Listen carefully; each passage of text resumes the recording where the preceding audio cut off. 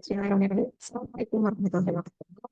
Ya, hari ini saya mau sharing tentang sistem pengendalian, tentang pengendalian atas strategi yang terdiferensiasi organisasi.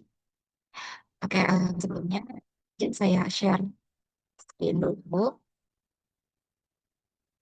Di sini saya akan menjelaskan tentang pengendalian atas strategi yang terdiferensiasi organisasi.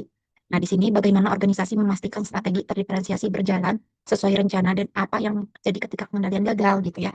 Presentasi ini juga menguraikan konsep, sebab akibat, kemudian solusi dan studi kasus nyata secara mendalam gitu. Nah, ini untuk agenda presentasinya. Dan sebelum ke sana, apa itu strategi terdiferensiasi gitu ya. Strategi terdiferensiasi adalah pendekatan di mana organisasi menciptakan nilai unik yang sulit ditiru pesaing gitu, baik melalui inovasi, produk, layanan pelanggan unggul, merek yang kuat, atau teknologi eksklusif. Tujuannya agar menangkan pasar bukan dengan harga terendah, melainkan dengan keunikan yang bernilai tinggi di mata pelanggan. Namun, diferensiasi tanpa pengendalian yang tepat, ibarat kapal gitu ya, tanpa kemudi, mudah menyimpang dari tujuan awal, boros sumber daya dan kehilangan arah strategis gitu ya. Kebayangkan kita punya inovasi baru, tapi tanpa ada sistem pengendaliannya gitu untuk inovasi biayanya ini 5M gitu tuh. Gitu. Jadi kita harus sesuai gitu ya, sesuai apa yang strategi diferensiasi yang tidak dikendalikan dapat menjadi sumber pemborosan, kemudian inkonsistensi merek dan hilangnya keunggulan kompetitif gitu ya. Jadi justru kalau strategi terdiferensiasi ini tanpa pengendalian, bahkan apa, ujungnya jadi negatif gitu ya. Eee, Inovasi produk ini, fitur unik yang tidak dimiliki pesaing dan merek premium, subsidi tinggi di benak konsumen gitu ya, kemudian layanan eksklusif, pengalaman pelanggan yang tidak tertandingi, dan teknologi eksklusif, sistem dan proses yang sulit ditiru. Dan mengapa pengendalian strategi itu krusial gitu ya, mengapa arah strategi, eee, menja mengapa pengendalian strategi itu krusial gitu. Yang pertama, menjaga arah strategis, di mana pengendalian memastikan, setiap unit bisnis bergerak sesuai visinya gitu ya, sesuai visi yang sama, tidak fragmentasi gitu dalam silo-silo yang dia lindungi keunggulan melindungi keunggulan unik. Diferensiasi yang tidak dijaga akan dilusi oleh imitasi pesaing atau penyimpangan internal yang tidak disadari. Kemudian mengapa pengendalian strategi itu krusial? Mengalokasikan sumber daya gitu ya. Pengendalian membantu memastikan investasi terfokus pada area yang benar-benar mendukung diferensiasi, bukan tersebar tidak efisien gitu. Kebayang ya kalau tidak dikendalikan sumber dayanya gitu. Visi perusahaan ke bidang A yang memang itu strategi diferensiasinya. Tapi sumber dayanya ini malah mengoptimalkan produk B gitulah ya. Atau, visinya kemana gitu. Nah, itu menjadi tidak sejajar gitu ya antara visi perusahaan dan apa yang dilakukan, perusahaan gitu. Kemudian mengukur kinerja strategis.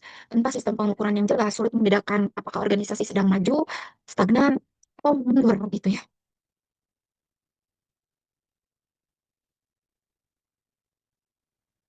Dan, ini akibat kegagalan pengendalian strategi. Nah, ini kegagalan pengendalian jarang terjadi secara tiba-tiba ya. Ia adalah hasil akumulasi dari kelemahan sistematik yang diabaikan terlalu lama. Tuh, bisa dari lemahnya KPI. Lemahnya KPI ini ada indikator-indikatornya. Yang pertama indikator tidak selaras, kemudian target tidak realistis, kemudian komunikasi yang buruk gitu ya. Komunikasi yang buruk ini strategi tidak dipahami oleh setiap unitnya gitu. Kemudian silo antar departemen. Nah, itu menjadi sebab akibat kegagalan pengendalian strategi gitu. Kemudian struktur tidak selaras. Nah, struktur tidak selaras ini struktur tidak mendukung gitu. Kemudian resisten perubahan. Budaya menolak adaptasi. Jadi justru SDM-SDM-nya itu eh, fixed mindset gitu ya. Jadi dia masih melakukan habit-habit yang di mana, habit itu sudah tidak relevan bagi perusahaan gitu ya. Jadi, menolak gitu, menolak, atas perubahan perubahan yang terjadi, perubahan strategi, perusahaan gitu. Kemudian tidak ada umpan balik, jadi tidak ada mekanisme review atau evaluasi gitu ya. Biasanya, yang sudah dijelaskan, eee, materi kemarin Oleh itu harus adanya evaluasi baik itu, kuartal atau tahunan gitu ya. Karena itu yang menjadi patokan, perusahaan eee, dalam mengkoreksi gitu, apa sih yang harus diperbaiki gitu, gitu. Kemudian data tidak dimanfaatkan. Nah ini, dampak jangka pendeknya, inisiatif strategis tidak terlaksana tepat waktu, kemudian pemborosan anggaran, ada program yang tidak selaras, dan kebingungan di tingkat manajerial menengah. Dan, ada juga dampak jangka panjangnya, itu hilangnya posisi kompetitif di pasar dan erosi kepercayaan pelanggan terhadap merek dan organisasi kehilangan identitas strategis. Dan mekanisme pengendalian strategi yang efektif. Pengendalian yang kuat membutuhkan sistem berlapis dari, pengukuran kinerja hingga umpan balik strategis yang berkelanjutan. Yang pertama yaitu balance scorecard. Nah, ini mengukur kinerja dari 4 perspektif. Yang pertama keuangan, kedua pelanggan, terus proses internal, terus yang terakhir pembelajaran. Scorecard ini memastikan diferensiasi tercermin dalam angka nyata, gitu ya. Yang kedua yaitu OKR atau OKR, gitu ya, menghubungkan tujuan strategis, tingkat atas dengan hasil terukur setiap tim, transparansi tinggi dan siklus review tribulan. Dan yang ketiga yaitu untuk, menjaga strategi ini efektif, yang ketiga itu strategic review. Jadi gitu ya, pertemuan rutin antara pemimpin untuk mengevaluasi progres, mengidentifikasi penyimpangan, dan menyesuaikan taktik pelaksanaan. Yang keempat yaitu audit, strategi berkala, penilaian mendalam terhadap relevansi strategi diferensiasi, risk office, perubahan pasar, pesaing baru, dan kebutuhan pelanggan yang, evolusi.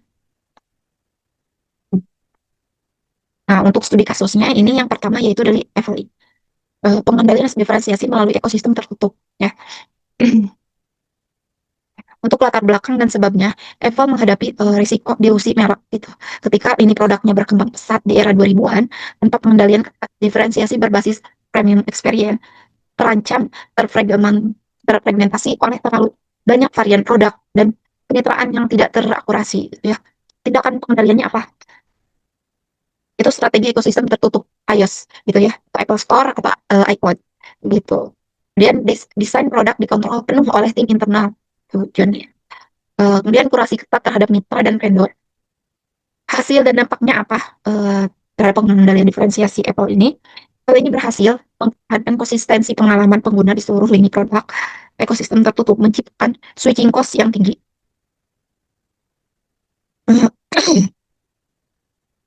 Jadi pelanggan sulit berpindah ke platform lain. Tuh. Pelajaran utamanya, pengendalian diferensiasi yang justru mencapai loyalitas pelanggan yang sangat kuat. Konsisten adalah kunci. Apple mencapai valuasi, 3 triliun dolar dengan strategi ini. Gitu. Nah, kemudian studi kasus yang kedua, yaitu Nokia. Ketika pengendalian strategi gagal, adaptasi, ya, dan ini latar belakangnya. Di puncak kejayaannya, 2007, Nokia menguasai pasar ponsel global dengan diferensiasi berbasis keandalan, hardware, dan jaringan distribusi masif. Namun, sistem pengendalian strategi mereka gagal menangkap sinyal perubahan fundamental. Sebab kegagalannya yaitu budaya internal yang menolak pivot ke software gitu ya. Mereka KPI berfokus pada volume penjualan bukan ekosistem digital. Jadi seiringnya berjalan dua enggak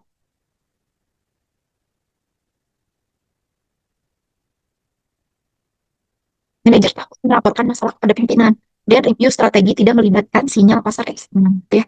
Akibatnya apa yang terjadi? Nokia kehilangan posisi pimpinan pasar dalam waktu 5 tahun. Pada 2013, divisi ponsel dijual ke Microsoft seharga 7,2 US dollar miliar, jauh di bawah nilai puncaknya gitu ya. Kemudian pelajaran, yang bisa kita ambil dari organisasi ini. Pengendalian strategi harus bersifat adaptif, bukan hanya memantau eksekusi rencana lama.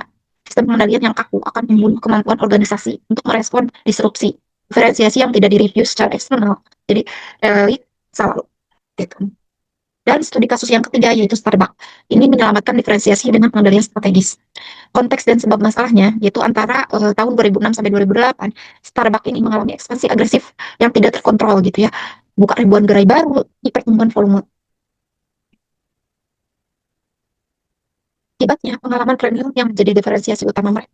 Baik dilusi. Biji kopi mulai dipanggang secara massal, tanpa kopi ikonik hilang, barista hilang sentuhan personal gitu ya. Mekanisme pengendalian yang bergerak kuat, kuat kembali sebagai CEO dan memimpin reformasi gitu ya.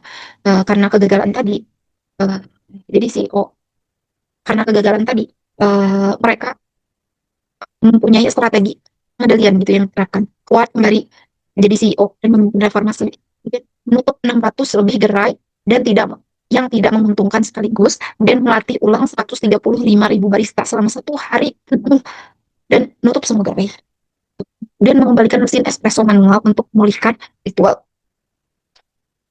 ritual kopi, memperkenalkan sistem umpan balik pelanggan berbasis digital. Hasilnya bagaimana? Hasilnya dalam 2 tahun, Starbucks berhasil memulihkan margin keuntungan dengan kepuasan pelanggan. Saham yang sempat jatuh 75% kembali naik dan melampaui level sebelum krisis gitu. Insight-nya, keputusan berani menutup gerai dan menginvestasikan waktu untuk pelatihan dalam pengendalian yang berorientasi nilai, bukan sekedar angka finansial jangka pendek. Ya, Starbucks membuktikan bahwa pengendalian strategi yang tepat, waktu dan berani dapat memberikan diferensiasi yang hampir tepat. Nah, solusi dan rekomendasi implementasi berdasarkan studi kasus dan kerangka teori. Berikut adalah langkah konkret yang dapat diterapkan organisasi untuk memperkuat pengendalian. Yang pertama, selarasan KPI dengan diferensiasi, gitu ya. Rancang indikator kinerja yang secara langsung mengukur atribut diferensiasi, bukan hanya metrik keuangan generik gitu ya. Tanyakan apakah KPI ini mencerminkan keunikan kami, gitu ya. Kemudian bangun komunikasi strategi APIS. Pastikan setiap karyawan memahami bagaimana peran mereka berkontribusi pada diferensiasi organisasi. Gunakan communication dari C-suite hingga lini terdepan. Gitu. Kemudian terapkan sistem umpan balik adaptif. Lakukan strategic review setiap kuartal dengan memasukkan sinyal pasar eksternal, data pelanggan, dan benchmarking kompetitor sebagai input. Dan selaraskan struktur dengan strategi. Pastikan struktur organisasi mendukung, bukan menghambat eksekusi strategi diferensiasi. Tinjau ulang hierarki, wewenang, dan alur keputusan secara berkala. Dan ringkasannya dan pesan kuncinya apa? Diferensiasi butuh penjagaan, ya. Keunggulan unik organisasi tidak otomatis bertahan. Ia harus secara aktif dikendalikan, ukur dan dilindungi dari dilusi internal maupun eksternal, ya. Ukur yang bermakna. KPI harus mencerminkan esensi diferensiasi, bukan sekedar peta umum. Apa yang tidak diukur tidak dapat dikelola dan tidak dapat dipertahankan. Dan adaptasi adalah kunci. Pengendalian yang baik bukan tentang status quo, melainkan tentang memastikan adaptasi strategi di tengah perubahan yang terus menerus. Organisasi yang mengendalikan diferensiasi dengan cerdas adalah organisasi yang akan dan nanti. Ya, itu saja mungkin yang bisa saya share. Terima kasih semuanya. Assalamualaikum warahmatullahi wabarakatuh.